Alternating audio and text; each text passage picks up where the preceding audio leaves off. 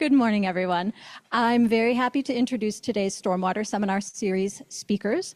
This seminar series is funded through the University of Minnesota's Water Resources Center, the Clean Water Legacy Amendment, and the Clean Water Council of Minnesota, in partnership with the Minnesota Pollution Control Agency, and is hosted here at the St. Anthony Falls Laboratory. Many thanks to Andy and John and all the staff here at SAFL for hosting and leading the seminar today and for the past several years. For those of you online, please use the Q&A function within Zoom to post your questions for today's presentation and the panel discussion. The title of today's presentation is Managing Stormwater Ponds for Optimal Function, Characterizing Phosphorus and HAB Export, plus a new tool for prioritizing maintenance needs. And it features the results of 2 of the many research projects supported by the Minnesota Stormwater Research Council. We will start today with a presentation by Katie Hembre, environmental scientist at Stantec and author of the Phosphorus Cyanobacteria Export Report. Dendy Lofton is lead PI on this project, and she will be available to answer questions remotely today. Then we will hear from Poornima Natarajan, researcher at St. Anthony Falls Laboratory, who will share her work on the development of a pond assessment tool. After a short break, we will then have a panel discussion featuring local water resource managers whose work is impacted by the results of the research discussed today. So please join me in welcoming Katie and Poornima.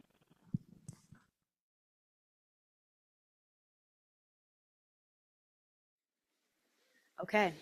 Hi, everyone. I'm Katie Hembre. I'm an environmental scientist at Stantec. Joining me virtually today is Dendy Lofton. She's a senior limnologist at Stantec as well. So ultimately today, we're going to be talking about how our work on the fate and transport of phosphorus and harmful algal blooms from stormwater ponds and the potential for that to export to downstream water bodies. So a little bit of background. Stormwater ponds serve as best management practices, or BMPs, for intercepting and retaining sediments and nutrients. Urban stormwater models ultimately assume some retention efficiency is happening for mitigating phosphorus loads to downstream water bodies. Excess nutrients can fuel harmful algal blooms or HAB blooms, and recent studies have documented that both prevalence of internal sediment phosphorus loading is happening and that there is export from pond outlets. So we ultimately wanted to investigate the occurrence of phosphorus and harmful algal blooms from ponds.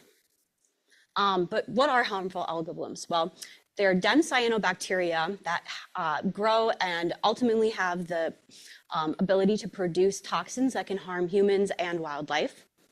Cyanobacteria tend to thrive in nutrient-rich environments, which ultimately leads to a risk for human health, as swimming in contact recreation, however, is not allowed in ponds, so that risk is ultimately low. But other risks include consumption by wildlife or pets, and then also the export to downstream water bodies that can go to designated swimming areas could potentially impact human life.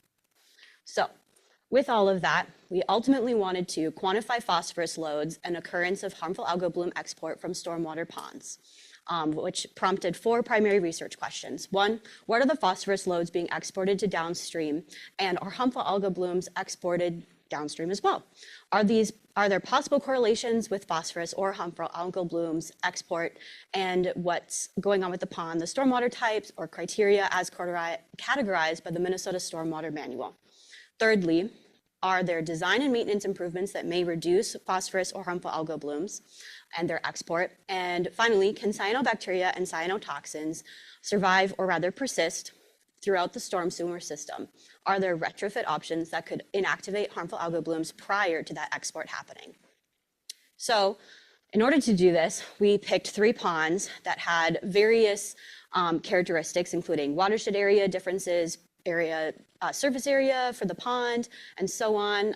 We also were very interested in accessibility as we were looking to sample at a few different locations at the ponds.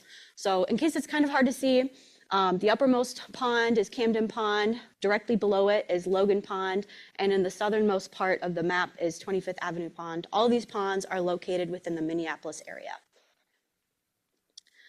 So within the summers of 2023 and 2024, we went to each pond and sampled its surface and depth, where we collected nutrients, dissolved oxygen or DO, and temperature. Then at the outlet, we also collected nutrients, cyanobacteria, cyanotoxin, specifically microcystin, and we looked at the flows, which were gathered by ISCO or were modeled. And then finally, we sampled downstream at a manhole where we collected cyanobacteria and cyanotoxin. So in order to do this, we utilized a suite of labs across the US here, where we were looking at nutrient samples getting analyzed by PACE Analytical Labs in Minneapolis. We had our phytoplankton samples analyzed at the water management labs in Tacoma, Washington for identification and enumeration. The microcystin were measured at Instrumental Research Incorporated in Fridley, Minnesota, where ultimately we did choose microcystin because it is the most commonly occurring and also something that we know a lot about. Furthermore, as much as we would have liked to have looked at other cyanotoxin, we really weren't able to with the resources we were working with. So diving a little bit deeper here, I want to talk about the outflows and the P loads and more about the ISCOs. So total phosphorus or orthophosphate loads from ponds were calculated by multiplying a composite concentration by the total storm event flow.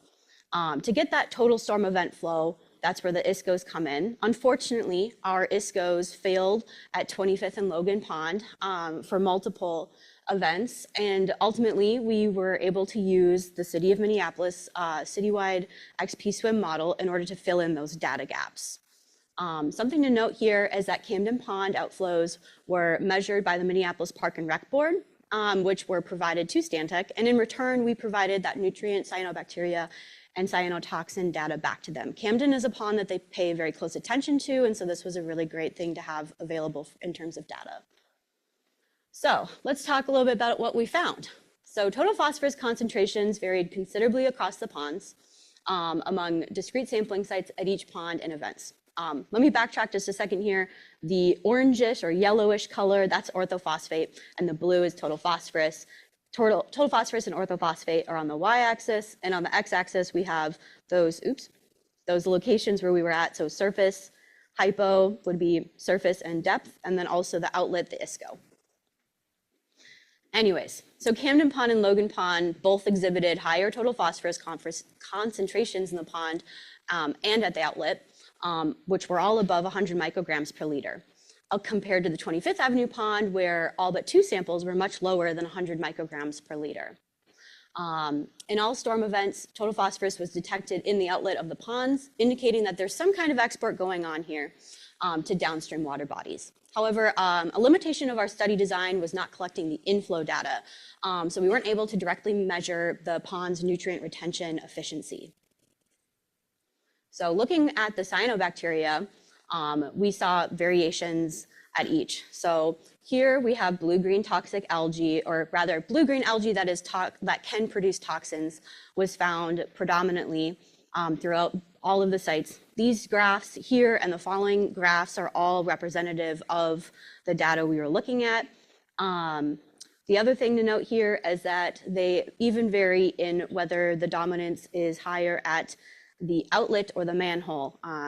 This was very common, so there's a lot of variability going on here. And that same pattern follows through on Logan Avenue Pond, where our ISCO on the 29th of September was quite low compared to the manhole, again, dominated by blue-green, potentially toxin-causing algae. And then here, there's a little bit of green at the top. That is a little bit of blue-green, non-toxin-producing algae peeking through there. And following that very same pattern, 25th did the same thing, but with much more diversity.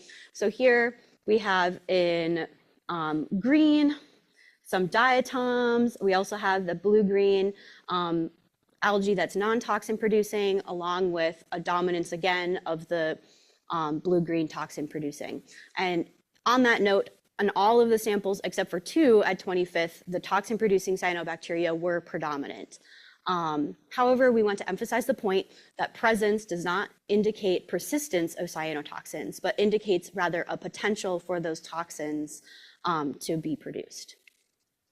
So looking closer at what those toxins results were, we found that all but 3 were well below the 10 microgram per liter limit set by the World Health Organization.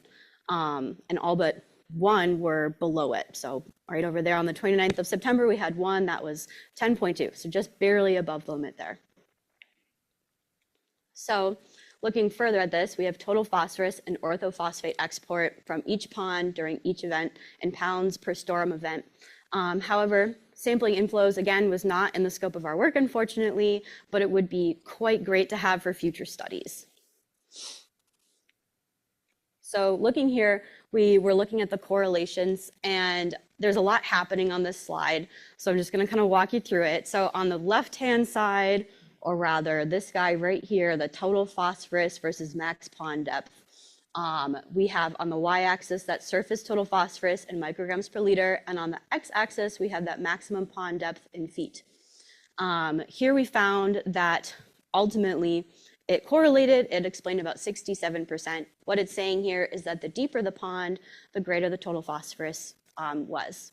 Following that similar trend, we looked at the watershed to pond area relationship to surface total phosphorus. So surface total phosphorus, again on the y-axis, and watershed area to pond area ratio on that x-axis. This ultimately is saying that the bigger the watershed area to pond ratio, the more surface total phosphorus we're seeing, and that explained about 85% of the variability we were seeing in those surface total phosphorus results. And last but not least, we looked at total phosphorus export versus watershed area to pond area ratios, where our total phosphorus export in pounds per event is on the y-axis and the watershed area to pond area ratio is on the bottom. And again, we see that the export is higher with the greater the watershed area to pond area ratio.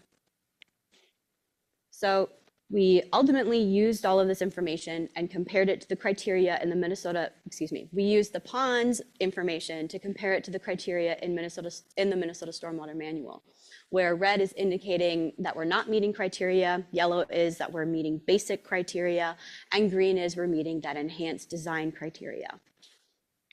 So what do we kind of do with that information?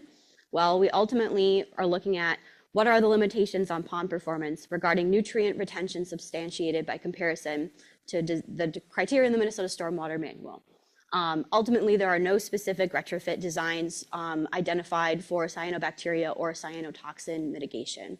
So some things that could potentially reduce these exports would be to increase the permanent pool volume to achieve 3,600 cubic feet per acre at Camden Pond, increase the length to width ratio to at least 3 at 25th Avenue Pond, and for Logan Pond, decrease the permanent pool depth to less than 8 feet to mitigate anoxic conditions that were found in the pond, increase permanent pool volume to achieve 3,600 cubic feet per acre, and then ultimately increase length to width ratio to at least 3.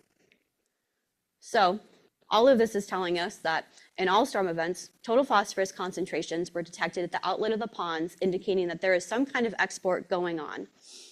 The highest total phosphorus in pond and outlets were at Camden and Logan ponds. The algal community in all 3 ponds, specifically at the outlet and downstream, were dominated by blue-green algae species that can produce toxins.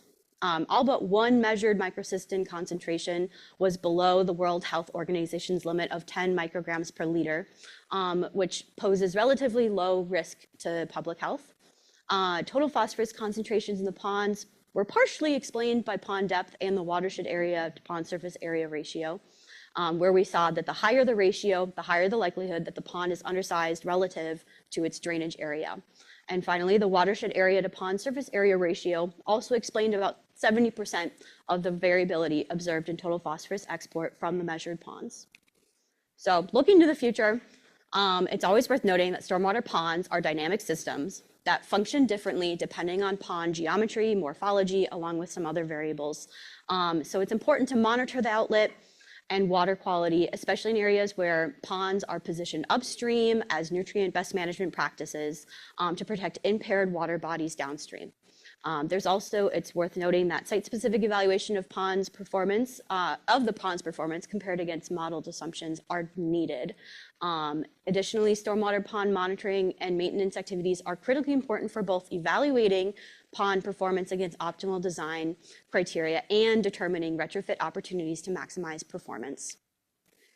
We just want to take a quick moment and thank all of our partners and everyone who helped us with this project. It's a huge help, and thank you very much. And with that, Dendy and I will do our best to answer your questions.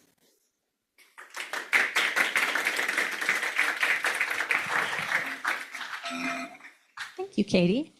So we can take questions from anyone online or in the audience. Go ahead, Ben. Let me bring you the microphone.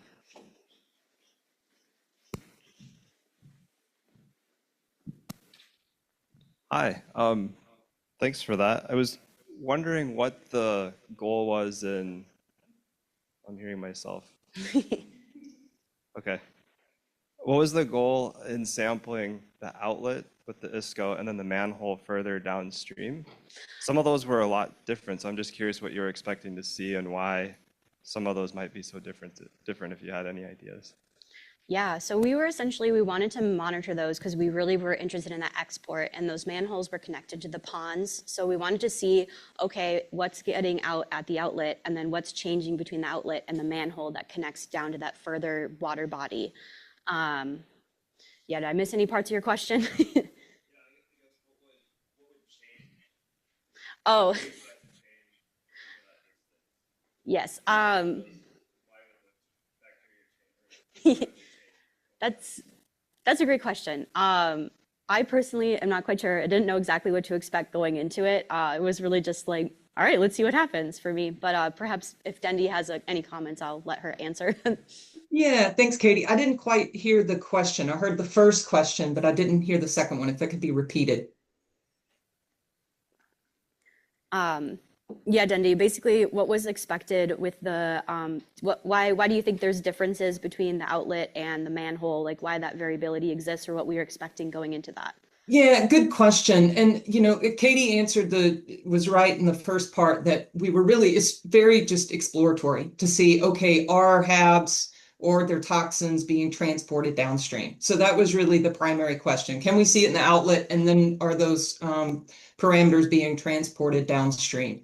And it was really just a presence absence kind of question that we had. And I will note that, this was part of a rapid grant. And so we really took not quite a shotgun approach, so to say, but it was, our goal was to sample as many storms as we could with in at least 3 ponds and just try to get a sense of what's in the pond, what's coming out, and what's being transported downstream. So definitely some things we would refine if we could, do this project again or take it to the next step. And I do want to take a moment to give Dr. Ann Wilkinson, a little credit. When she was at Stantec, she helped lead this proposal with me, and the experimental design is really her brainchild. So I don't know if she's in the audience online or in person, but I just want to give her credit.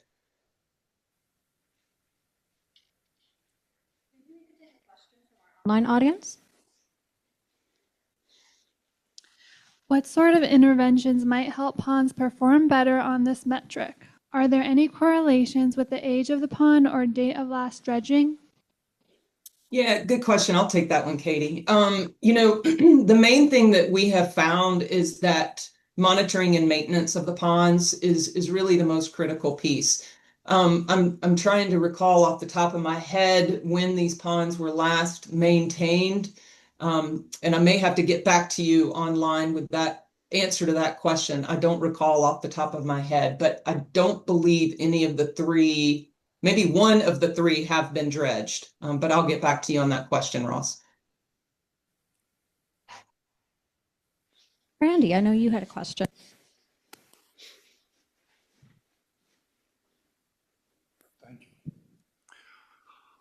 So I'm curious about strategies to reduce harmful algal blooms. Are the strategies to reduce the phosphorus intended? Would those also be strategies to reduce the HABs? And then if they are, there is relatively new federal money to address emerging contaminants in the context of stormwater. And while nutrients are not identified as an emerging contaminant, HABs are. So would you recommend to a client, for instance, that if they're taking some of these measures to reduce HABs, and you can write it up that way, should you chase federal funding to support projects like that? You want me to take that one, Katie? Yeah, I think you can answer that much more eloquently. Yeah, good questions, Randy. You know, the strategies to reduce cyanobacteria production and then a consequent toxin production, you nailed it. It would be reduction of nutrients that drive production and growth of the bacteria to begin with. In terms of the emerging contaminants federal funding, I'm not aware of that, but I certainly would advise clients to explore that. I think before pursuing that, the recommendation would be to monitor the pond to see, you know, what is being exported and do the full course of evaluation. Is the pond meeting its design criteria, et cetera, et cetera? What are we doing to reduce nutrients? And then, you know, also explore other funding opportunities to, you know, explore these mitigation technologies that are becoming available for emerging contaminants. I hope that answered your question. Let me know if not. Anything else from the room? Thanks for your seminar. Really interesting. I was wondering if you could say a little bit more about the dissolved oxygen dynamics in the ponds and mixing and the effects on phosphorus and HABs. Yeah, I'll take that one too, Katie, because I know we didn't include that in the presentation. We didn't really talk a lot, you know, again, in the presentation about the dissolved oxygen dynamics. The ponds definitely exhibit some anoxia at the sediment water interface. We did a previous study and developed a report for the city of Minneapolis that I'm happy to share that goes in a little bit more detail on the internal loading of these ponds than we went into in our study. Again, with the experimental design, we really weren't able to disentangle, you know, the contribution of the external load from the drainage area to the internal load from the ponds for each one of these storm events. So, you know, the question still remains, internal loading is contributing, but at what period of time? What are the antecedent conditions before a storm event that contribute to that? So, you know, like I said, there's some information we gathered in our previous project for the city of Minneapolis, but we really didn't go into that in great detail here in this project. Great question. I have a question online. The ponds in Minneapolis were designed primarily to address flooding and have a very large drainage area ratio compared to most suburban ponds designed for water quality. How does a pond design using NURP criteria compare or plot on your chart? Yeah, good question. So it's specifically related to these ponds, Paul. The 25th pond was meeting, Logan was not meeting the NURP standards, and Camden was meeting. So that's a specific question related to the NURP ratio.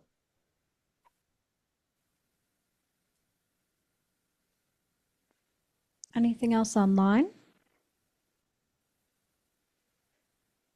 Several of the pictures of ponds look like natural water bodies. Can we confirm which of these study ponds were designed and constructed stormwater ponds versus natural ponds and wetlands? All of the ponds in our study were constructed basins, wet basins.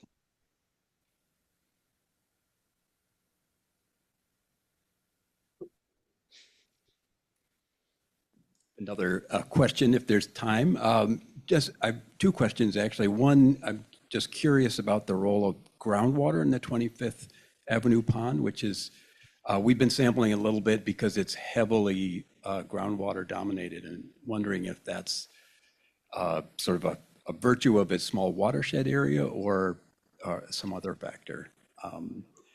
And then just the second thing is just a comment in terms of looking ahead to the next talk, which I think is going to set up some really interesting contrast between different pond types and pond variability. So excited for that. Great question on the groundwater interactions with the 25th Avenue Pond. That is not something that we looked at. So that's really good information, to be honest.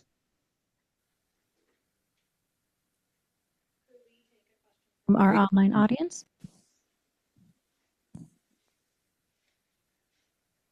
Crystal Lake in Robbinsdale outflows into Camden Pond. The lake struggles with nutrients and even has special flock system to manage phosphorus. How influential do you think this additional input of stormwater was on study results for Camden? When was the flock system installed? Many years ago. Okay, that's a great question. Our data shows that the nutrients are still very high in Camden, of the highest. Logan and Camden showed the highest. So I'm curious to know a little bit more about how the flock system is designed and operating, and maybe a follow-up discussion on how it's functioning for that pond. Do we have a question in the audience? Hi, we touched a bit on this earlier, but I was wondering if there's any difference in loading and export of phosphorus and harmful algal blooms between constructed basins and naturally occurring wetlands and ponds. It's not something that we've looked at, so that's a great question, but not something that we've explored. Let's take a question from our online audience. What is the age of these ponds and when were they last maintained? What was the drainage area to pond area ratio for these ponds? I was able to pull up that information, so thanks for asking the question again. Let's see. Logan was dredged in 2017. 25th and Camden have never been dredged, according to our information. They were each... The age of these ponds range from 14 to 23 years old.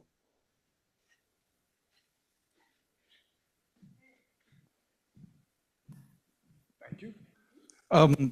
So the city of Minneapolis, where these ponds were, has an individual MS4 permit.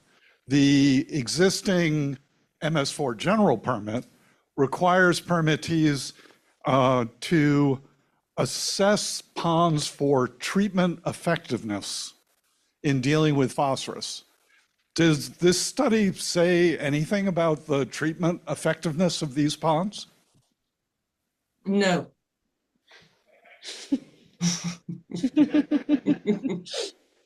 It does not. And Katie, mentioned this several times. What we can't speak to, unfortunately, is the nutrient retention efficiency of the ponds, because we didn't measure what's coming in with each one of these storms. If I were to take this study and take it to a next level, I would sample multiple storms within the same pond to get a more detailed stormwater sampling than what we did. Get concentrations on the rising limb, the descending limb, et cetera, of a full storm event to really know what's coming in and what's going out of an individual pond. Great. Well, we will have more time for questions during our panel discussion. But for now, let's thank Katie and Dendy.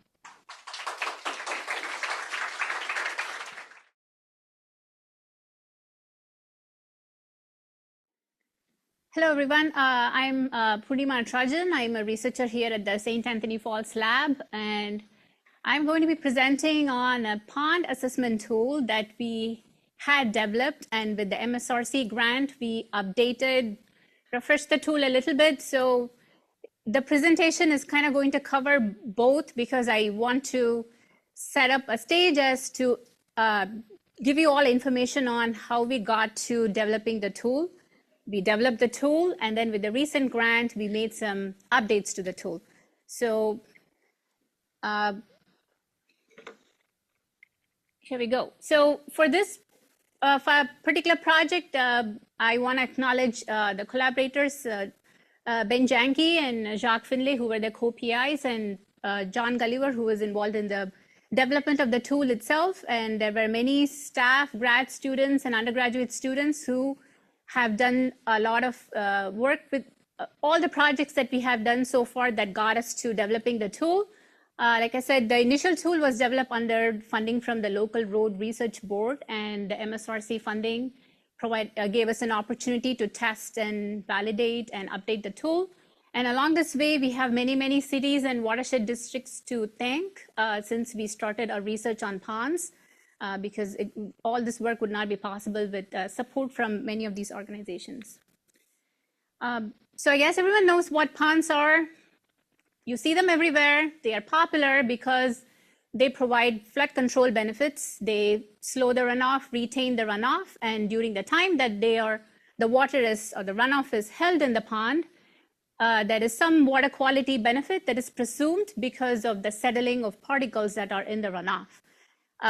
In Minnesota, there are about 16,658 ponds under the MS4 system, which does not include the private ponds that are around. So we always say expectations or assumptions because some of these were found to be not true, but ponds in general are expected to capture solids and any phosphorus that is attached to the solids itself.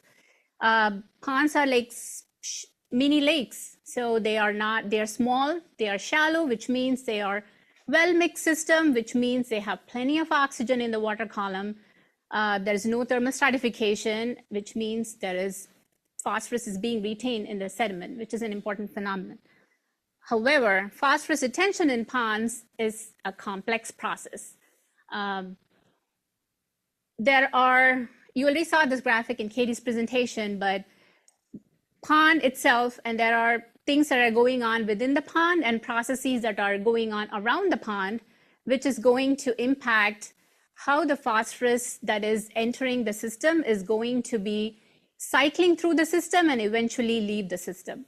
So phosphorus enters ponds, it's based on the internal processes, it is going to go into the sediment, become part of the sediment, and if there are floating plants or emergent vegetation, they are going to have an impact. And if there are mature tall trees around the pond, they're also going to impact on the pond dynamics. It's all of these especially related to dissolved oxygen in the pond, and eventually determine what leaves the pond.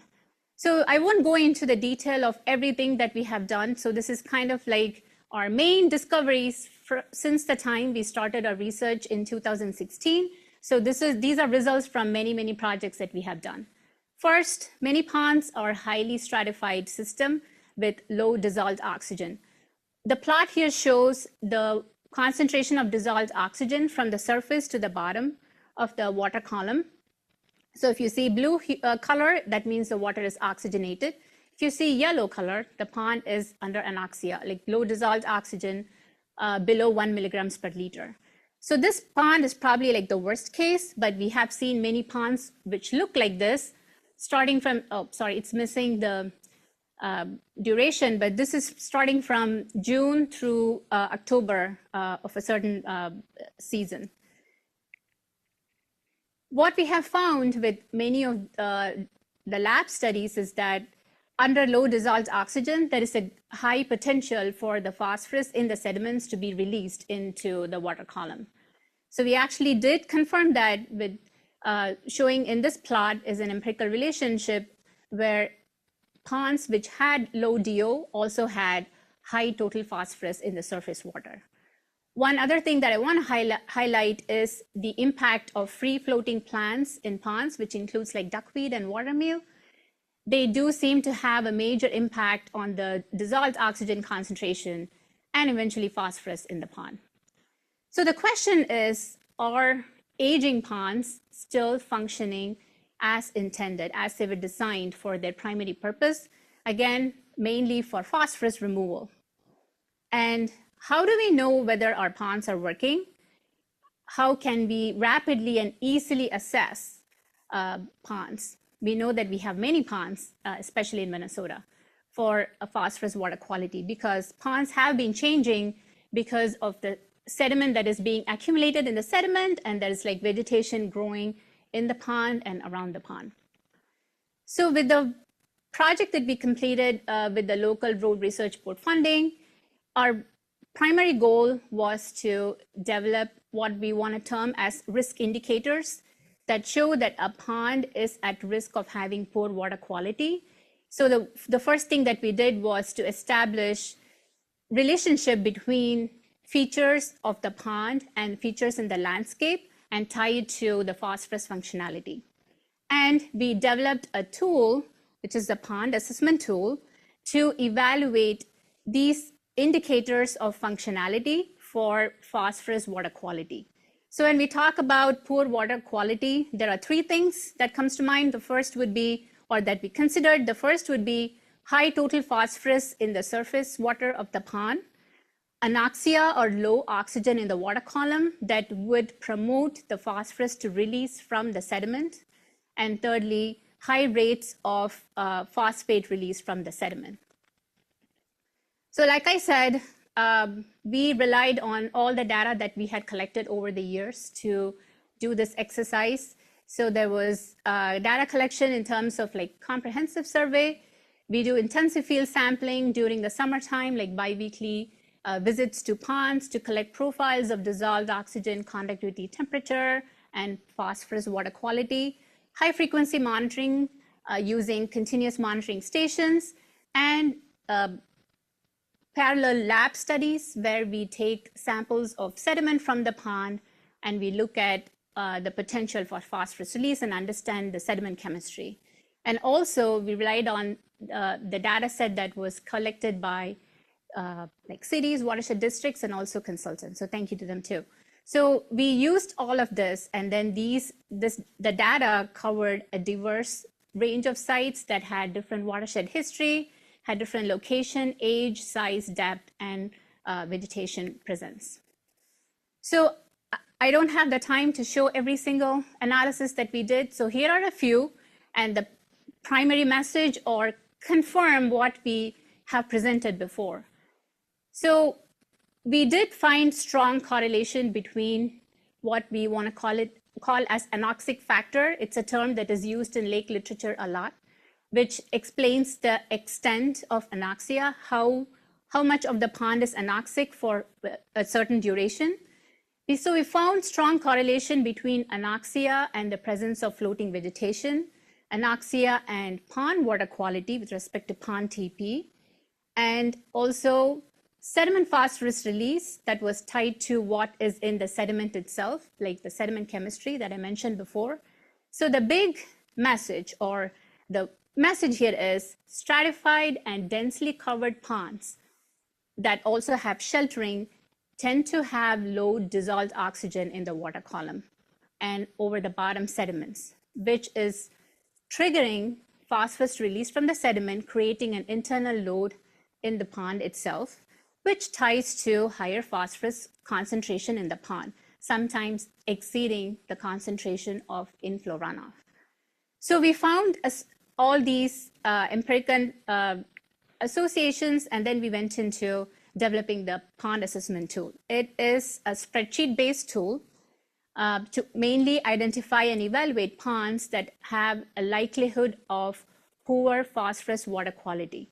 So the tool can assess whether the pond is at a risk of high TP, and also try and estimate some of these concentrations or anoxia or sediment phosphorus release. So I emphasize that I've not tried to separate the two so that I can present the tool as a whole. But again, the beta version was developed under the LRRB project and with the MSRC, which is, we want to call it the version 1.1.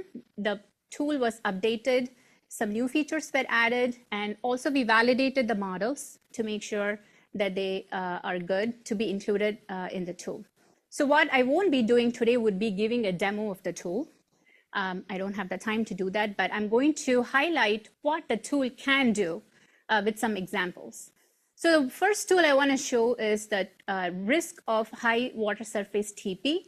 So this is really like a screening tool that includes indicators which are tied to duckweed cover, emergent vegetation, the construction year of the pond, the shoreline tree canopy in a 500-meter buffer, the dominant watershed land use, underlying hydric soils, and historic wetlands.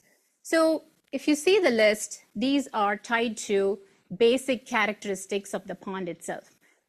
Information that you can get from construction plans or doing some type of aerial or GIS analysis.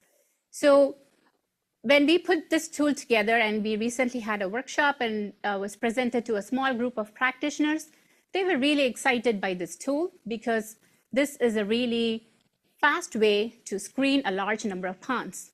But they also asked for us to add scores because I guess everyone likes numbers associated with, you know, an assessment. So we have added some scoring system. You're welcome to use it if you do, but we want to point out that the indicators are presented in order of importance, as in duckweed cover is the most important indicator when compared to whether or not it was a historic wetland, for example. The next tool that is part of the pond assessment tool is a prediction tool. So tool 1B can predict the total phosphorus concentration in the surface water.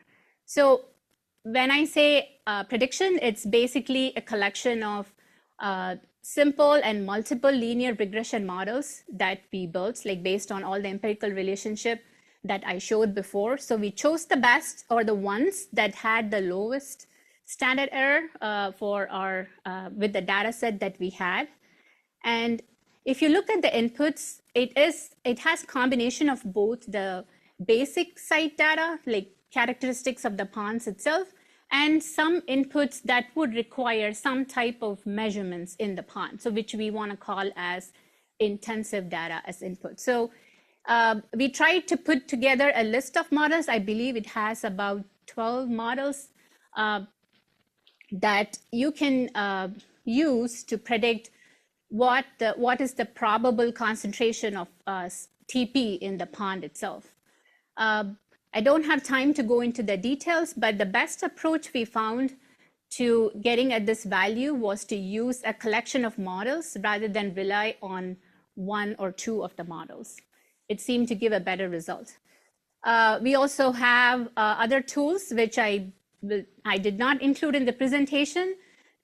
Tool 2 to predict oxygen status, or like the anoxic factor in the pond, and tool 3 to present sediment release. So here's an example for a pond in Roseville. So how would the results look like if we were to use the assessment tool? So okay, I showed the tool 1A before.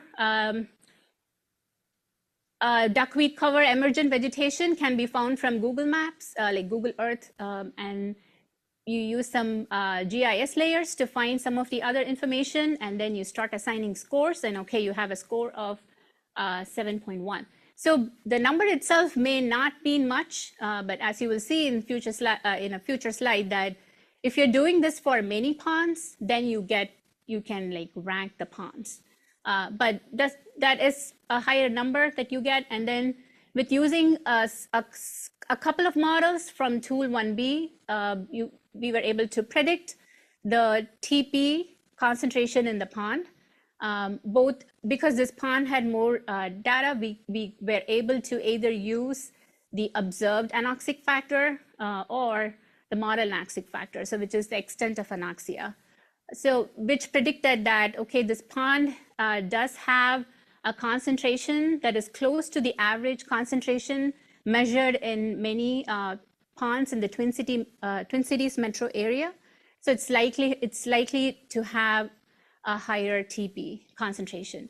Next, using the tool 3A, we were able to predict phosphate flux of 4.5 milligrams per meter square day for people who are dealing with this number. That is a moderate to high release number. So put together, you can interpret that the water quality is going to get worse because of internal loading in this pond.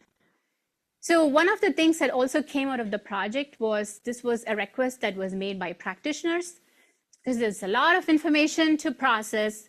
And before you go into like using the tool, maybe try to set your expectations on what is involved with respect to effort. So we put together this workflow chart for them to look at first before you start using the tool, which is, if your goal is mainly to screen a large number of ponds, go through this chart and look at what type of input data that you need So I said there's like basic information, spatial analysis that is involved. Use the tool 1A and it can give you a rank, or you can assign scores and you can then rank your pond to prioritize a list. If you also want to keep going and make some predictions on the water quality itself, then you would use the other components of the tool, tool 2 and tool 1, 2, and 3, and get more information about the pond. So this was something that we put together so that you can, as a practitioner, you can look at this and then say what you need before you start this exercise. So the whole thing, the one other important thing that we wanted to do with the tool is, okay, you have a list of at-risk ponds. How can you use this or integrate this into pond maintenance? Because I think eventually the goal is to make sure the ponds are functioning or make them better at functioning.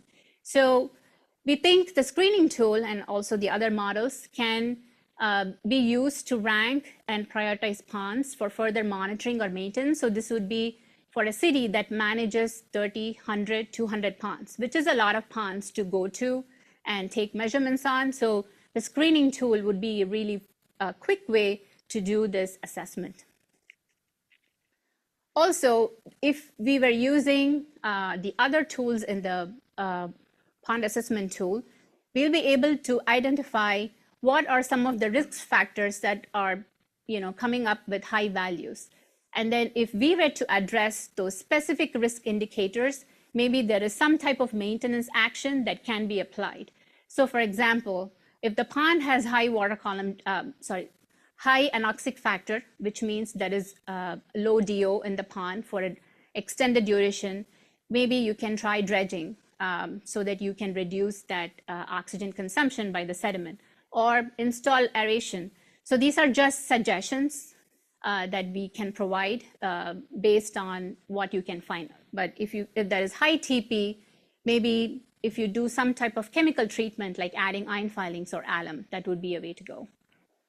So if you have a question on, okay, where is this tool? Can I use it? Yes, the public release is pending. We are just waiting approval from MSRC to make this public, so it should be available online soon. One more exciting thing is there is going to be another update to the tool later this year. This is also a MSRC project that is focused on vegetation in ponds and how they affect pond dynamics and TP. So we're going to try and integrate some of those assessments into the pond assessment tool. Thank you for listening.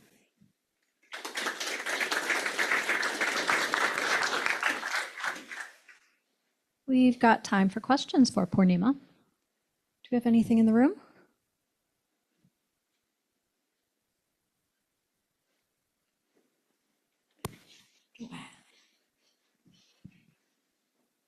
I was wondering if you know if any entities, cities, or watershed districts have started implementing the tool and what their response to using it has been.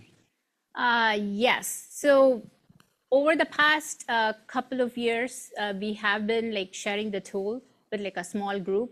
I can have Justine answer that question too, because they do have experience, using the tool. Yes, we know a few cities and watershed districts who have mainly, again, used the screening tool to sort of, screen their ponds, and maybe I think their goal is to look at how they can integrate that into their maintenance program. Yes. Yeah, I'm done.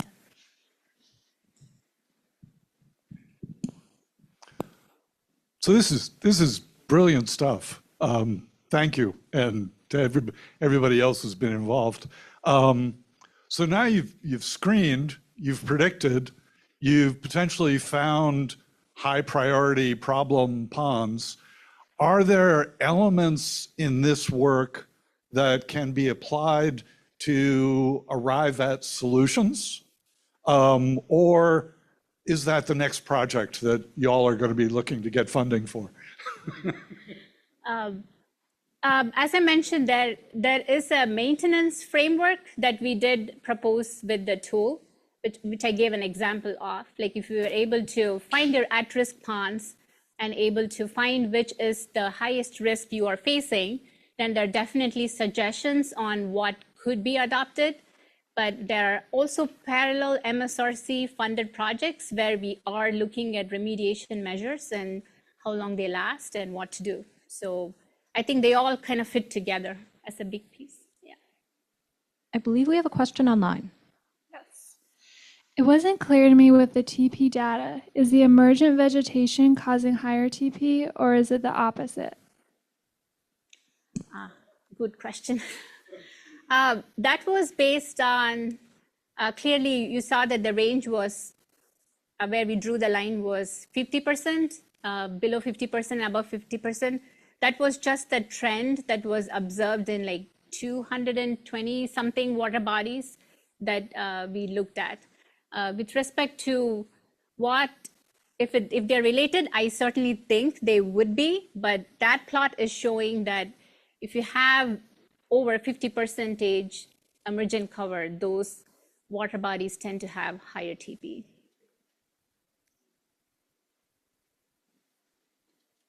Should we take another question online? What does a construction year mean if a pond was natural? Is it the age of development near the pond? That is a good question, and also something we struggled with when we tried to put the tool together.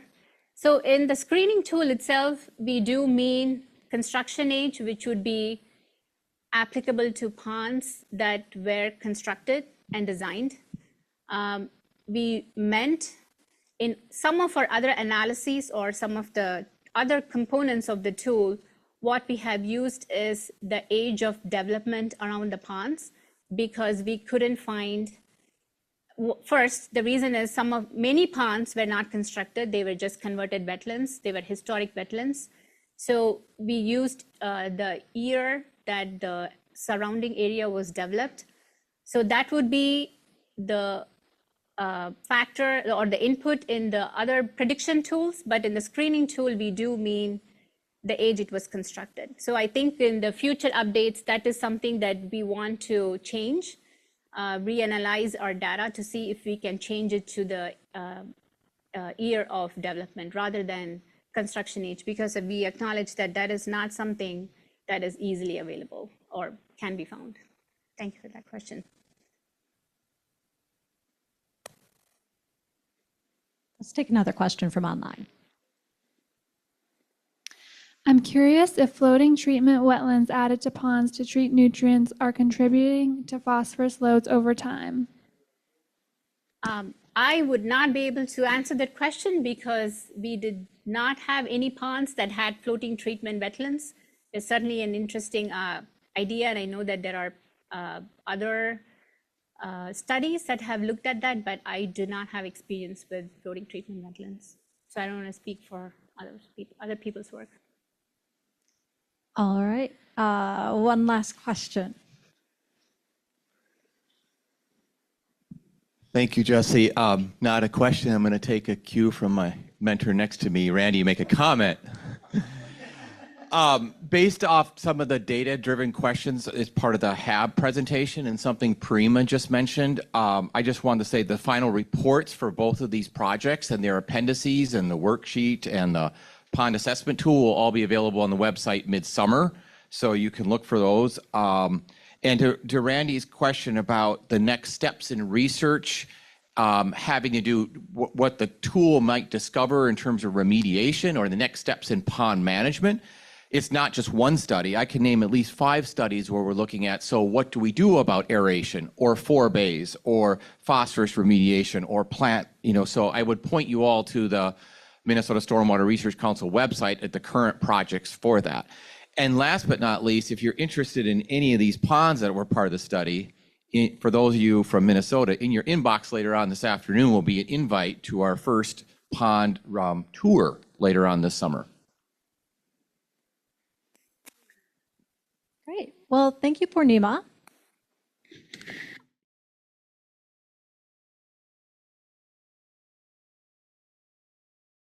back, everyone, to the Minnesota Stormwater Series. I will be moderating our panel discussion today.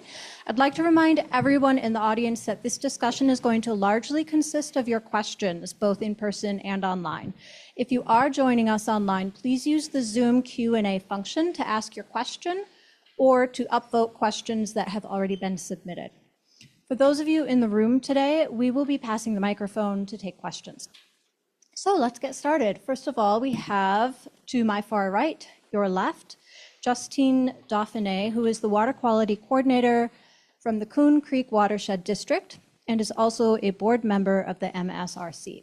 So Justine, how does your experience and perspective at the Watershed District relate to some of the stormwater pond performance issues that Poornima and Katie just spoke about? Yes, good morning, everyone, and thank you for having me. The topic of stormwater pond performance is one that I think about a lot because it relates to a lot of the program areas at working at a watershed district. So we're responsible with regulating new construction and redevelopment. We spend a lot of time reviewing, design plans for stormwater ponds for others and trying to make sure model assumptions are accurately representing what, reality, making sure we're meeting non-degradation requirements.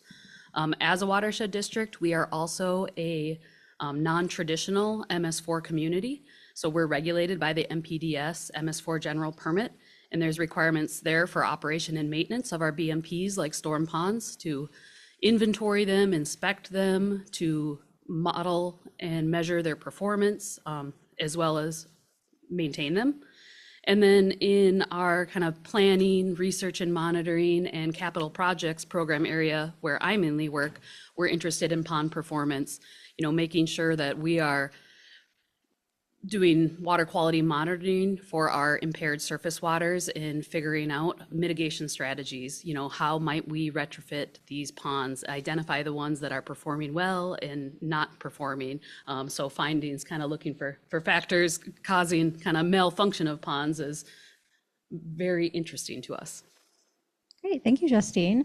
Next, we have Shahram Missaghi, who is the Water Resources Regulatory Coordinator for the City of Minneapolis. So Shahram, how does the topic today apply to your perspective with the City of Minneapolis? Sure. Good morning. Thank you again for having us to be here. This is a wonderful opportunity. I'm really happy to be here. Everything we talked about absolutely has direct impact, as you mentioned, it has direct impact to what we do on a daily basis. The city of Minneapolis has, I know for the past decade, they have put a tremendous amount of effort into managing our ponds and to maintaining the ponds and developing understanding how do we get them to function as they were designed. I think that would sort of definition of maintenance, how do we do it? And we've learned a great deal. And I think the whole stormwater community, as collectively, we've learned a great deal about what are some of the parameters that we can measure as we talked about the pond assessment. What are some of the things that can help us with the maintenance? Is it the depth? Is it the ratio of the watershed? Is it the dissolved oxygen stratifications? So we have done all those for the ponds, and we've done pond assessment study. But I'm also excited to see that we're exploring new emergent issues such as HABs. And what is really interesting to see is what are some of those parameters that control the HABs. Of course, nutrient is one of the parameters, but what about wind? What about stratification, dissolved oxygen, and other things? So yes. Thank you. Next up, we have Dendy Lofton. And Dendy Lofton is the Senior Limnologist and Senior Associate at Stantec. Dendy actually served as the lead PI for the Phosphorus and Algae Export Research Project, and she's attending remotely today. But as you can see, she is at the ready to take your questions today from the audience or from online. And then we're familiar very much with how Poornima and Katie interact with the subject since they did just present. So with that, do we have any questions for our expert group of panelists?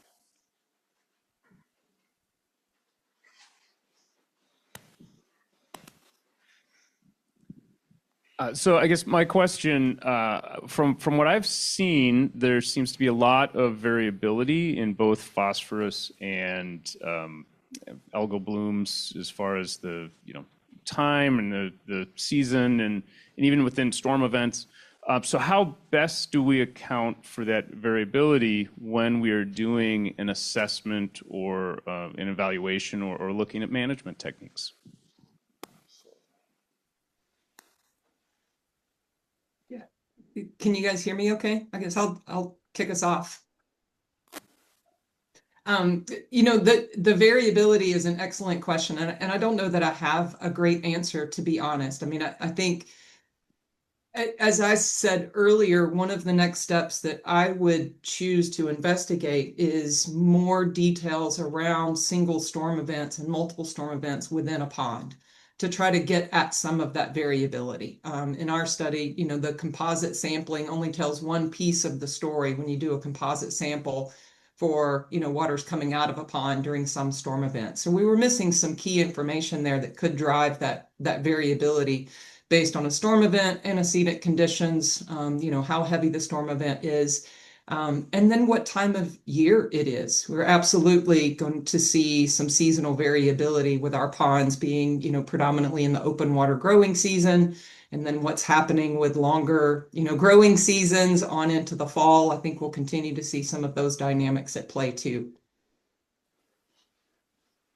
Do we have anything online? How do total phosphorus concentrations compare in constructed ponds versus converted wetlands? Yeah, so I can start off with that one. So I'm with the Coon Creek Watershed District. For those not familiar, we encompass just over 100 square miles in the northern suburbs, and we kind of span from first ring suburbs like Fridley all the way up to rapidly developing kind of rural residential areas, Ham Lake and Columbus. And along that kind of gradient, that age of development, we have a lot of different types of ponds, from very few ponds in the first ring suburbs to a lot of converted wetlands of the 70s and 80s, back when that was allowed. And then after kind of Wetland Conservation Act kicked in and new stormwater management rules, we have a lot of modern, 90s, 2000s, brand new ponds being constructed today. And we see a lot of variability, and I do not see very strong patterns when you're just looking at the type of pond by itself. And kind of that gets back to the question that was just posed on the variability in all these findings. It's really like a one-off on a case-by-case basis, which is super difficult from a management perspective. So we at Coon Creek take the approach that, we could pull our hair out trying to evaluate the assessment, the functionality of every single individual pond.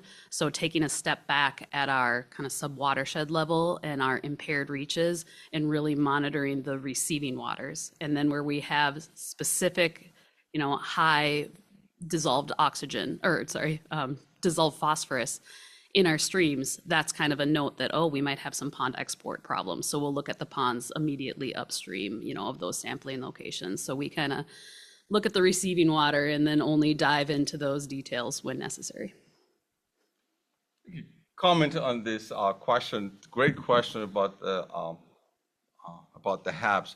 We were just talking that I got involved with the HABs about 2007. So it's been 18 years. And it's funny, we're still talking about it because it is, I think the variability has to do because we're talking about biology. If physics, we can predict, we say air temperature goes up, we can predict what the temperature of the water will be. It's a good relationship. But when you're talking biology, these critters have their own mind, it seems. So, but it's also, I love the approach of checking the downstream, but we are working with both temporal and also spatial. So it depends what time of the year it is. The algae will show, we'll experience the bloom, and also what are the parameters. And that's what we're talking about.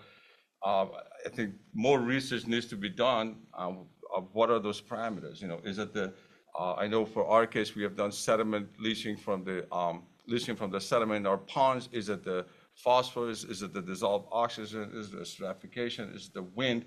So what are those parameters? What are those triggers that triggers the HABs to have the bloom? And then figuring out which HABs are going to be toxic or poisonous that are going to cause problems. So I want to add to both your question and the recent one. So we do acknowledge that certainly we have some of the ponds that in our data set we have studied for 8 years now. And there's definitely a trend emerging with a pond, but we definitely see year to year changes in a pond, like you said, like seasonal changes. Also with recent years being dry, there is certainly difference in how much phosphorus is actually going through the ponds and how long they are anoxic for. So I would say that there are certainly trends that are emerging because we have studied several ponds now. Even though a pond is unique, it cannot generalize and apply the results to another pond. I think we certainly have made progress on identifying some of these characteristics that are driving some of the behaviors of ponds. So I think we've made some progress there. But certainly with respect to any trends with whether the pond was constructed or old, I would say that in I can speak to our data set in that many of the ponds we looked at are historic wetlands. It just came to be that the ponds that we sampled and looked at were mostly older ponds, but we have certainly identified that there is a gap there, that we have to look at newer and constructed ponds and see what's that threshold where we begin to see that change from them being, functional and starting to develop any of these risks. So.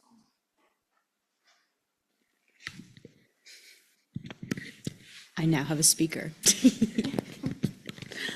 Yeah, I'll comment on the variability as well, just basically reiterating Dendy's point in that it was really difficult to see any clear trends. It really felt like a case-by-case situation, which obviously makes it very difficult for management.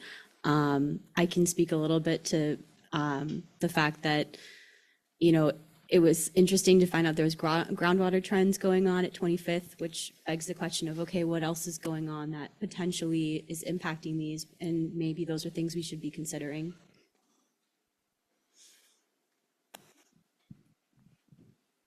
Thanks, everybody. I wanted to ask a kind of related question that you've touched on, but so thinking about the possibility of trying to predict cyanobacteria and HABs in ponds and aspirationally thinking about an assessment tool or modifying an assessment tool to do that. What do you see as the most important next steps towards sort of giving us that sort of large scale perspective on when and where HABs might be impacting stormwater ponds? I'll start. That's a great question, and I don't think we have the answer to it. I mean, most of the work that I do is, I'm a limnologist by training, and so most of the work that I do is focused on natural lakes and sediment phosphorus release in lakes, and then of course, working with partners to reduce watershed loading to the lakes as a priority, which involves, stormwater as best management practices. And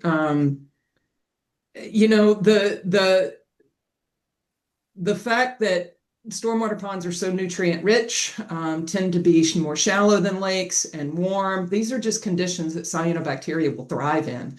And as you saw from Katie's presentation, most of the samples that we measured at all three ponds, regardless of the location where we measured cyanobacteria, the toxin producing bacteria were the predominant form. So they're there already. And cyanobacteria are very ubiquitous. They're present in a lot of locations. It's just, we happen to have created conditions in stormwater ponds that are just ideal for their growth and development. And so I think it's kind of the $1 million question right now. What do we do to reduce the density of cyanobacteria, and then more importantly, their toxin production and perhaps export?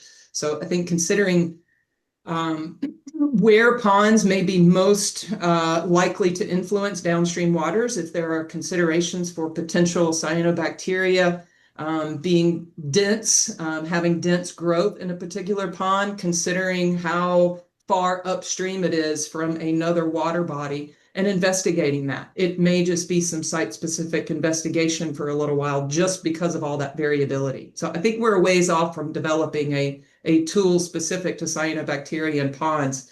I'd love to see that in lakes before we get there to ponds. Any other thoughts from our panelists? Just a comment. I think the question between algae and HABs, or harmful algal blooms, maybe just distinguishing that. I think we do have parameters, we do have predictable models, or we have forecasting ability for algae, and I think the HABs are the kind of the next one. So maybe we can predict the algae, we can kind of use it as a screening tool of which ponds will have the potential for algae, and then among those, then we can screen to see which one have the potential for harmful algal bloom. So just to, just distinguishing algae and HABs, and even the presence of the cyanobacteria, as it was mentioned, it is a presence. However, when we talk about HABs, we're talking about harmful algal blooms, actually having the blooms that produce the poison.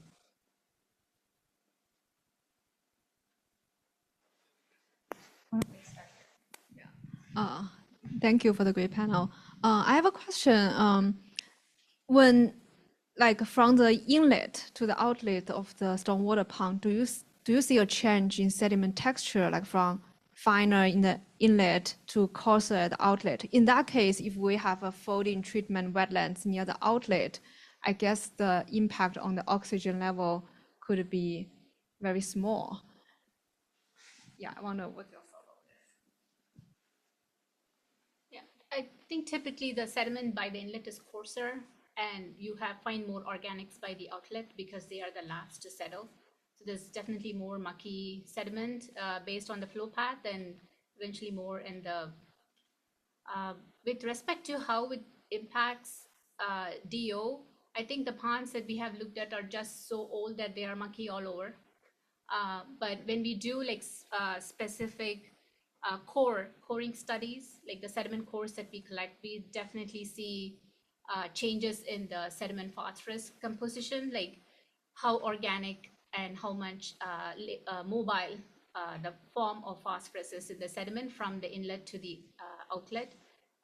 Just based on my experience, I can say that there is definitely difference in the phosphorus characteristics, and also ties to, because the organics changes, it also ties to like the sediment oxygen demand and so on. So I think it'd be interesting to maybe find a pond where there is such distinct characteristics that we can see where the floating treatment wetland would be like the best application. I can speak a little bit to paired inlet and outflow samples. We've done several like total suspended solid paired inlet and outlet, and we find there that pond performance is pretty predictable, and it's in line with, the rates we see in the stormwater manual. 70%, 90% removal of those particulates is occurring. That's much more simpler. That's physics and gravity and settling, but how that necessarily relates to the phosphorus, which is obviously a lot more complex with the biology and the oxygen and the other dynamics, is interesting. We have ponds that are undersized that don't adequately treat as much TSS as maybe they should or could.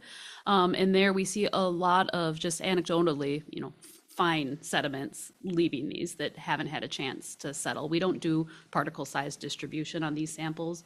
We could, but I am very interested in, what kind of contaminants, including phosphorus, are attached to those fines versus some of the coarse material and what that might mean for export. Yeah, it's a good conversation. If I can get a little bit more complicated, one of the things we haven't talked about is salt or chloride.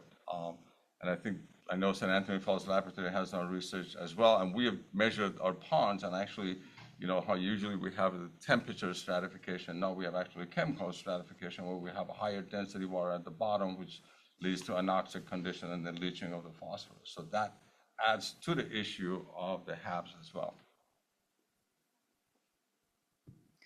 Let's take one more question in the room, and then we'll turn to our online audience.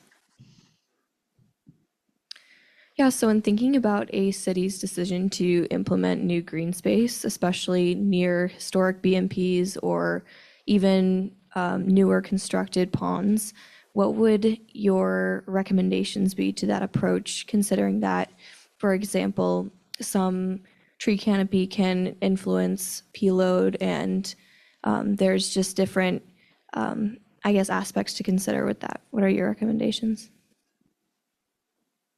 Yes, I can start by saying there are many benefits to stormwater ponds besides phosphorus removal. So if you're trying to build the pond in the green space for phosphorus removal, maybe consider a different BMP. But if you have flooding concerns, you want the aesthetics, you want some habitat, things like that, well, then a pond is still a perfectly good stormwater BMP for other pollutants and other community benefits. Yeah, I would agree. I think at the city also, we've actually, which was very true, and at the city, we've, this is before my time, the city has started doing what they call vegetation management around the ponds. So you're absolutely correct. So to make sure there are not voluntary trees taking over, to make sure there's a functional plants, or we used to call them native plants, but times are changing. So we call them functional plants, where we have good, desirable plants around the ponds. And so again, so people can enjoy it as a good, healthy environment. I don't want to get all researchy again, but that's what we're here. Sure. That was something that was modeled rather than, because we don't want to get very controversial asking people to cut down trees, because we do keep saying sheltering is going to prevent the pond from mixing because it's blocking wind. Based on like a past modeling study, it did not seem to impact the phosphorus concentration or the load coming out of ponds. But then again, it was only tested on a handful of ponds, and I think the results could be different. And I think there's another newer exercise that currently somebody is working on to test the impact of wind sheltering. There are other experts in the room who can maybe give a clearer answer than I am, because there are other people working on the sheltering aspect. But that is something that we are looking into before we make a recommendation on go ahead and chop the trees down. Yeah. Does anyone want to take the bait?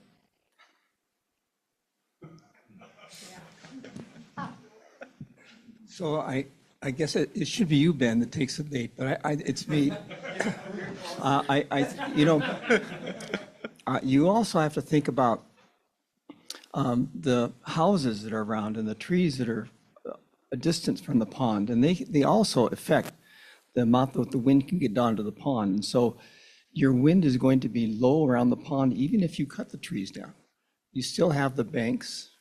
That's still important, and you want a inert pond, so you want some high banks, and you want some houses around there and some trees in your houses within 500 meters of the pond, and that they all have an impact. So there is some evidence that larger ponds, they can be impacted by reducing the sheltering, but we haven't really seen anything that can do something for smaller ponds. A larger pond would be like 4 acres. A 2-acre pond, we haven't seen any impact in reducing the sheltering. So you have to get to a pretty big pond before you can reduce the sheltering impact. Thanks, John. Ben? No? Okay, all right. Jacques? Thanks. I just to add to that a little bit, I think it's a great example of how the context matters. I think for some ponds, maybe maintaining tree canopies would be beneficial, but for a lot of them, probably not, at least for wind. There may be some other effects of hydrology and direct phosphorus cycling associated with shoreline trees. But again, that context is something we're working towards developing, and it's important. So ponds are variable. If we can see some thresholds or some rules to help provide guidance, I think that's what we'd like to do. All right, let's take a question from our online audience. Has there been research on using aeration devices or other features that can help increase DO in ponds? Well, I can say as a member of the Minnesota Stormwater Research Council that we have recently funded a proposal that deals with just that topic, looking at different types of aeration systems and the impacts on oxygen levels and thus phosphorus levels. So stay tuned for research on that. I will say as a practitioner, we have plenty of ponds that have mainly decorative fountains that there's some concern about the trade-offs of if you're circulating the water and aerating the water, are you reducing that pond's ability to perhaps settle out sediment, but maybe increasing its performance for phosphorus? We haven't seen a lot of evidence that just, small decorative fountains are really impacting the water quality at all. But we do have some communities that have a blanket, ban on any fountains in stormwater ponds without like a special permit in a variance. And we have other cities that they allow all kinds of management, including fountains and herbicide applications and so forth. So I think the types of management that's happening on private ponds and public ponds certainly can play a role in what's being exported. Yeah, I'll just add, the aeration devices have been used in shallow lakes and deeper lakes, and there's some evidence that's beginning to come out that, if it's depending on how the aeration system is designed, if it doesn't inject oxygen as well, there's a real chance for the aeration system to effectively distribute the dissolved phosphorus around the lake from the sediments up to the water column where there's more algae to take up that phosphorus. So the answer is really, it just kind of depends. Aeration is not itself going to, fix the anoxia at the sediment water interface. If it's designed depending on the system and how it may interact with oxygen diffusion into the water column and the circulation, as Justine mentioned, that's beneficial, but there's a real risk of just distributing the phosphorus around the system if there's not true avenues to introduce oxygen into the system as well.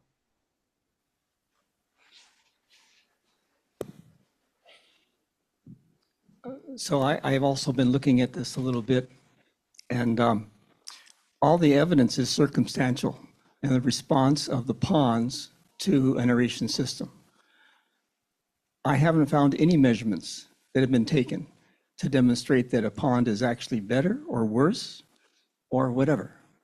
And so it's difficult to determine if you have improved the performance of a pond or you've created problems. I think both are possible. So we really need some research into this where we actually are going out and taking measurements and seeing what the impact of the aerator is on the pond.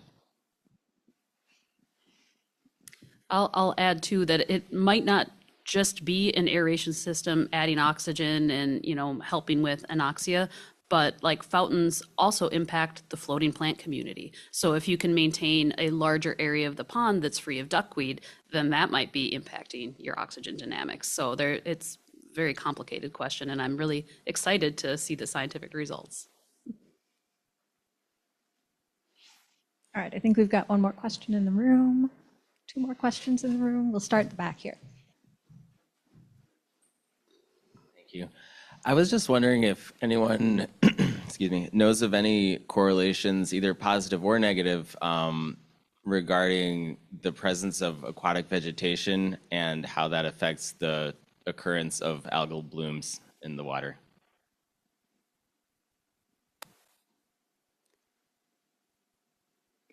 Sorry, I'm collecting my thoughts. It's a really great question. I was asking myself this question once you brought that up in your presentation, Poornima. I think it's a really fascinating thing. I can only guess, so take this lightly. But aquatic vegetation theoretically is taking in nutrients in order for the plants to grow, which is theoretically impacting a pond or a lake or whatever it's in. And by doing so, we're seeing those impacts in lakes, at least. My thesis work was looking at how dissolved oxygen and temperature and all of those things are impacted after an aluminum sulfate treatment. And the results are very interesting in the sense that we saw a response in the plant community. So for impacting a pond, it's kind of a circular logic where that dynamic is intertwined and quite complicated. see Jacques nodding in his, I'll take a crack, but that is a question that we have been asking ourselves, like, is it phosphorus, high phosphorus, affecting floating plants and macrophytes, or is it the other way around? So as Katie said, I think they're definitely related. With respect to narrowing down on what the impact is, that is something that Jacques Finlay and his group are currently looking at with respect to how the presence of different macrophyte communities or like floating plant communities impact the dissolved oxygen dynamics in the ponds and impact the phosphorus water quality. I certainly think that there is some initial evidence, positive evidence of macrophyte community. So I think there's more to come from that project. So there's definitely some interesting results that have come up from like field testing. And I can speak a little bit about this topic from my past life. As a summer job in college, I worked as an aquatic herbicide applicator and like commercially. And we would have clients from HOAs and golf courses and individuals kind of sign up for pond treatment plans. I visited hundreds of ponds all over the metro for 4 years. And you could pick different levels of treatment, from just algae control for aesthetics, or basically kill everything that's alive to have a swimming pool pond, or just control floating plants like duckweed and watermeal, again, mainly for aesthetics. So anecdotally, from doing this work and visiting these same ponds every 2 weeks on this treatment plan, you can draw a lot of parallels from what you see in like shallow lakes ecology, where you either have a macrophyte, clear water dominated state, lots of healthy plants, or an algae dominated state. And in most cases, cyanobacteria in these nutrient rich storm ponds, which we heard a lot about today. So for the clients who chose just algae control, the cheaper option, in the beginning of the year, once you got that algae under control, and if you allowed those rooted plants to thrive, you could just stay in a clear water state the whole year and require very little like ongoing maintenance. For the clients that choose the kill everything option, and then we would kill all the algae and the rooted plants, and all those nutrients would be available for ongoing algae growth all year long, and you stayed in an algae dominated state. So I think there's a lot to learn from kind of shallow lakes and apply that to ponds, with a note that ponds are a lot more dynamic given, just their shorter residence time, how much water they're receiving in these storm events, and how that can flush the system and be more dynamic than a typical lake.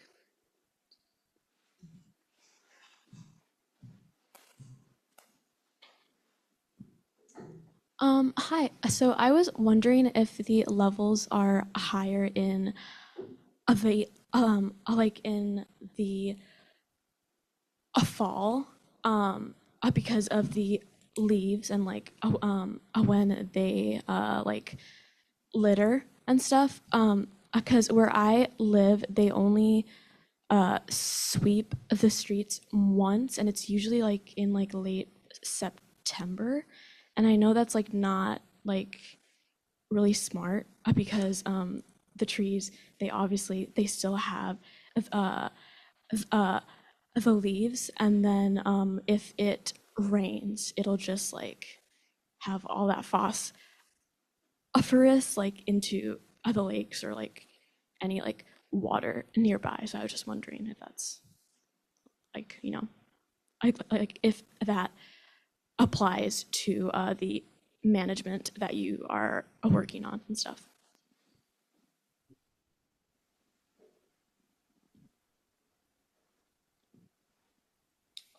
Okay, I guess I can chime in again about, I guess, what we've observed with some seasonal samples. We have taken just a small subset. We have 6 ponds where we did some more intensive monitoring on and took monthly samples. And we did see the highest phosphorus in June, July, August, and it lowered in the fall, and then actually a big increase in phosphorus in later October and November, probably because our ponds are relatively deep and they're stratified. So that's like the mixing up of the bottom and sediment and releasing, not necessarily due to increased leaf litter. And even though the leaf litter is entering the ponds, in late September, October, it takes a long time, to decompose. So you have lasting impacts even into the next spring with the phosphorus. But I'm a huge proponent of enhanced street sweeping as well, more than just once in September. So I think that's a really important strategy, both to protect the function of our ponds and the longevity, as well as so many other benefits. No, very much so. The only thing I would add is the salt does not seem to follow that pattern, and sometimes it does. So with chloride, we've seen it, you get that spring flush, you get that increase, but some ponds actually keep accumulating more, and then you ask the question, where is it coming from? But so chloride is a little different pattern, but that's very much the same pattern we see. Yeah, I can confirm what Justine said. Typically, if you have ponds that have like floating vegetation like duckweed or watermeal, because they are growing, they are taking up all that phosphorus in the water. So you do see like lower phosphate levels during like the early growing season. But late fall, when they begin to die off, they do settle. And then, like she said, most ponds start mixing around September, early October, even not until November because of salt, which we have seen in some ponds. So we see an averaging of concentration, like because of the pond mixing. But I think the impact from the leaf litter would be more like, may not have an immediate impact, but it's certainly adding to the phosphorus that is accumulating in the pond, because they would be slower to degrade and become part of the phosphorus pool in the sediment. Could we take our outline question? With the majority of built ponds designed for similar events and aging in similar timeframes, has there been any consideration for downstream surface water impacts from pond flushing and small storm hydrologic events?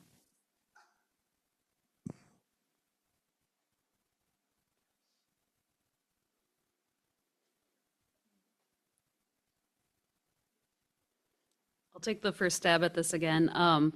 I think a huge piece of the puzzle that's missing with a lot of what we heard today in other ongoing pond-related research is the water budget component.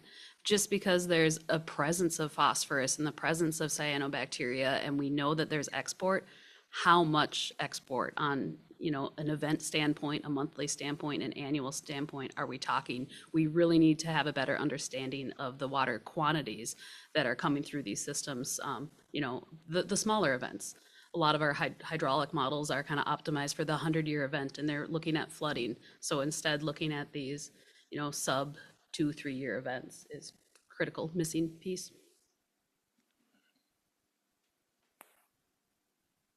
Any other comments on that? No?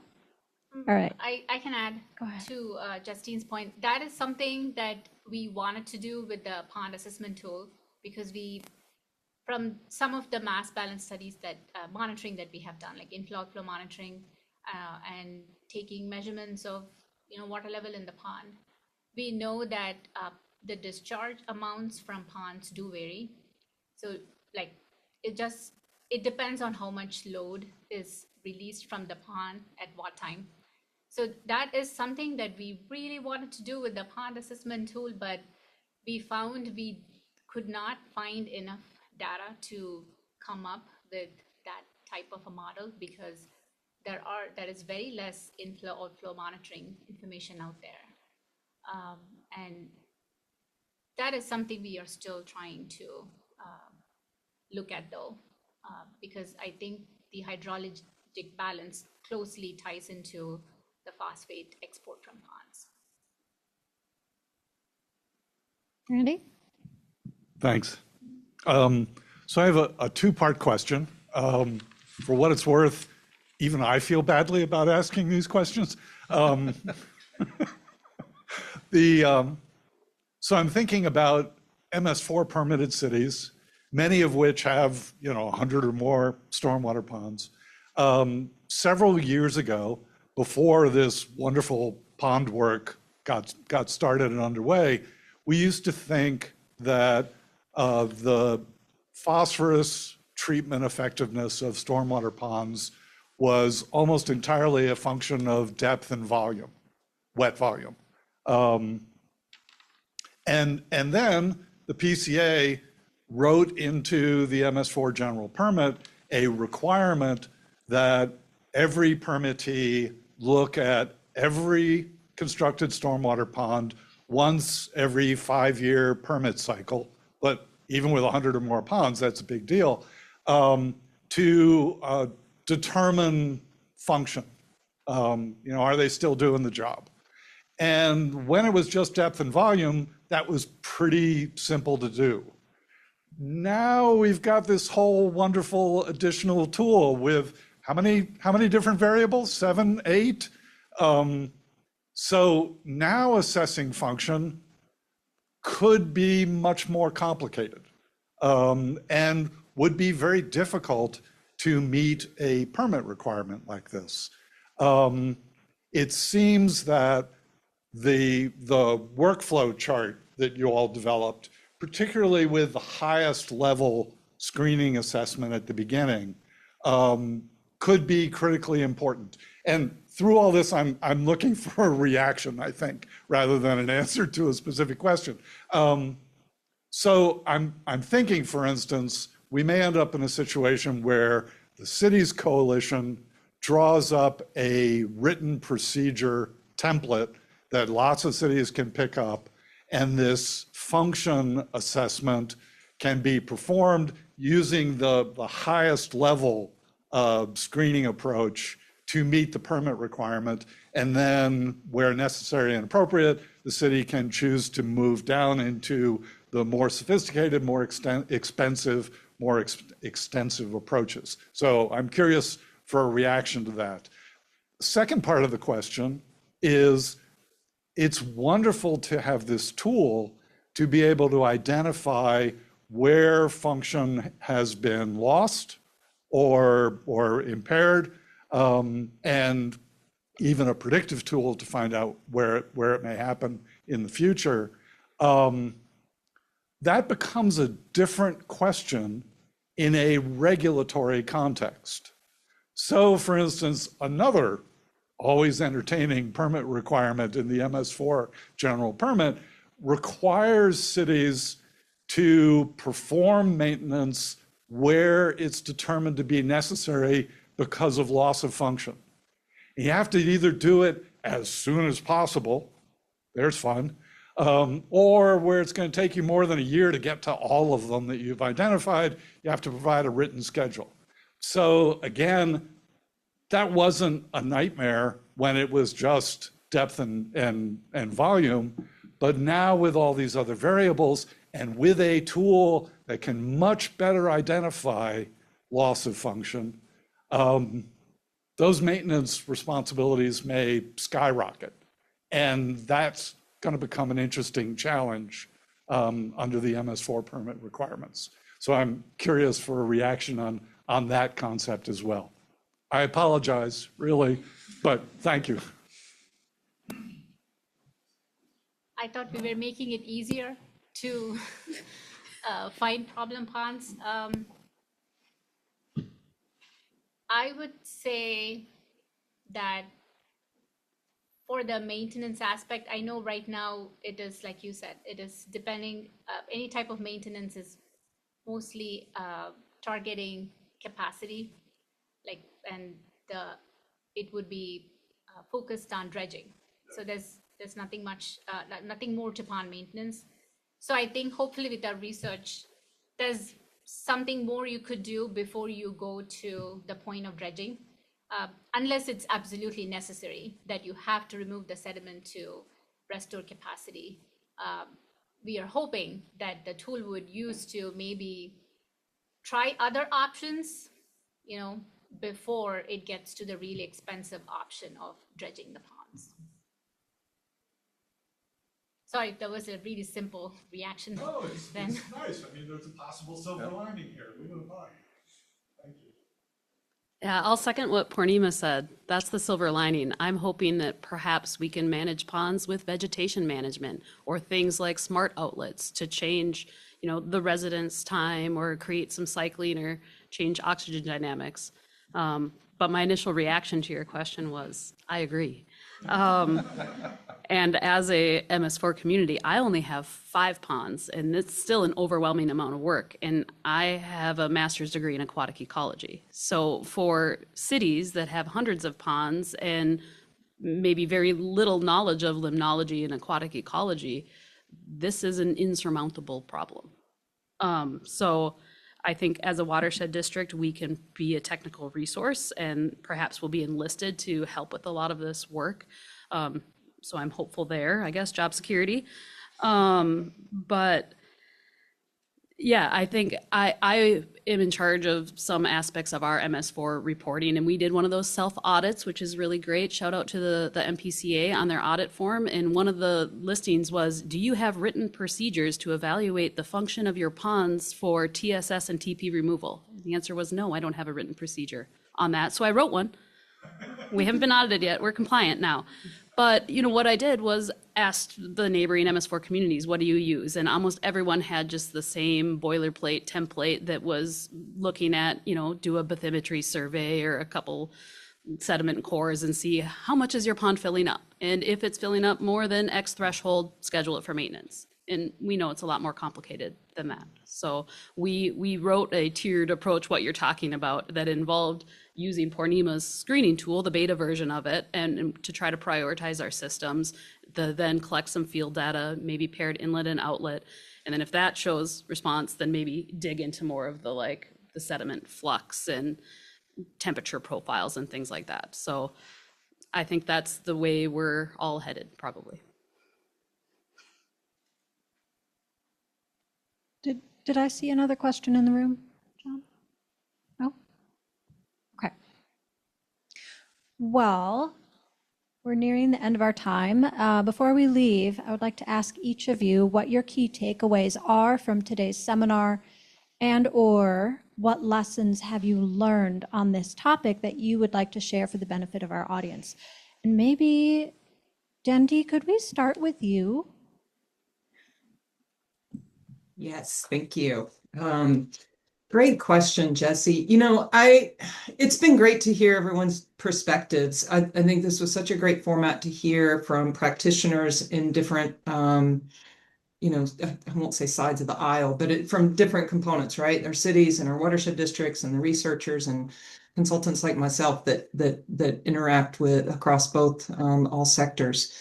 I think it's comforting in some ways to see that there is just so much variability that is being observed. It feels like the last few years have been this push to find the single silver bullet, the one thing that can be done to fix our stormwater phosphorus problem. And I came into this at the end of the study realizing that there's just a lot of variability. All these ponds are really constructed differently, have different land uses. Obviously, there's some similarities, but they're to drill down into some of the specific drivers of HABs or phosphorus retention in some of the ponds that just require some site-specific assessment.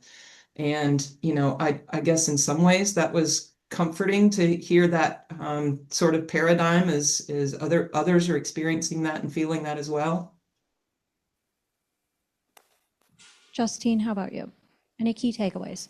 Yeah, I guess my key takeaway would be ponds are alive and complex. They're much harder to manage than your concrete BMPs, your sumps and SAFL baffles and hydrodynamic separators. So it really does take a holistic understanding. And because that may not be feasible from a regulatory and everyday management standpoint, that prioritization is really key. And that's where tools like Poornima's are going to be very important. And I guess just stay tuned to all of the great pond-related Minnesota Stormwater Research Council research coming out. Great. Thank you. I love this space of conversation. I think I want to thank the Research Council and the St. Anthony Falls Laboratory to provide this opportunity. I think this is what my takeaway, this is what we need a lot more. I think I saw John Blotta walking away, but hoping for a conference that's just focusing on ponds, because I think this is what we really need, more conversation. But if I can take my chance to lobby for 3 more topics to get it more complicated, is we haven't talked about the impact of climate change on ponds. I mean, we have to agree many of the ponds were designed based on the standards that we had decades ago that were based on a maybe routine rain event or a certain rain event levels and so forth. But those things have changed. So now we got to look at, well, how are the new rain events are impacting our ponds? I think that's one of the things we need to talk about. The other one is the sediment. We talked about the water residence time. However, it is true, the water comes and goes. However, the sediment is still there. And I think we need a lot more conversation about the sediment and what's happening with the sediment. From the lakes, we know that the algae actually does reside in the sediment, does stay in the sediment. Well, are some of the HABs are in the sediment, or they stay in? Maybe a lot more conversation about the sediment, because that doesn't go out as quickly as we think. It sits there until we dredge it out. And the last thing I'll lobby for is modeling. I think we talked about the comparison between ponds and lakes, and I don't think we dare talk about any lake management without modeling, right? The first thing we do with lakes, okay, let's do modeling. And I think we have to admit the ponds are getting sophisticated enough that each one of them needs to be modeled. And we just can't, I should say, I cannot keep it all in my head about all these different variables, but the modeling could help to answer some of these questions. We look at the hydrodynamic, how is the water coming in? How is it going out? How is it circulating? Is it short circuiting? Those are all the things that I think modeling, individual modeling for each pond, I think would be very useful. Poornima, how about you? I'm going to keep it very simple. Ponds are unique, they are complex, but ponds, not all ponds are bad. And we will continue to study more ponds. All right. I love it. Not to sound like a broken record, but yeah, the key takeaway for me is just all of the different experiences we've had around ponds and how each experience has been unique, and that ultimately drives what we're trying to figure out here. Like, what are our key takeaways? Well, it seems like we have a lot of work to do, but it's also really comforting and nice to know that we're all in the same boat and we're all looking at this variability and being like, okay, how can we help pinpoint this down? How can we use tools to make this easier for us to conceptualize, or rather for me to conceptualize? So, yeah. Great. Well, that will conclude this Minnesota Stormwater Seminar Series event for this month. But please do check our website for our full schedule of upcoming seminars, and check out our YouTube channel for recordings of all of our past seminars. Thank you very much for joining us today, both online and in person. And thank you to our panelists and keynote speakers for co-creating this seminar with us today. I hope to see you all at a future seminar series event, but in the meantime, please help me thank our keynote speakers and panelists.